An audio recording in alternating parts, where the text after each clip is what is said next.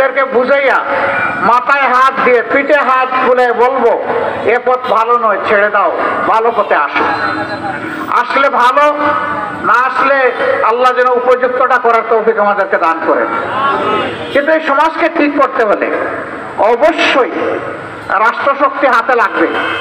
রাষ্ট্রশক্তি ছাড়া কেউ পারবে না। কিছু কিছু ভালো কাজ করতে পারবে কিন্তু অপরাধ বন্ধ করতে পারবে না। কিছু কিছু ভালো কাজ করতে পারবে কিন্তু ন্যায় বিচার নিশ্চিত করতে পারবে না। কিছু কিছু ভালো কাজ করতে পারবে, ধর্ষণ এবং খুন বন্ধ হবে না। যদি বন্ধ করতে হয় তাহলে এমন মানুষদের রাষ্ট্রীয় দায়িত্ব দিতে হবে যারা আল্লাহ তাআলাকে ভয় করে, যাদের কাছে দল নয়, ধর্ম নয়, সে দেখবে মানুষ কিনা, আশরাফুল মখলুকাত কিনা।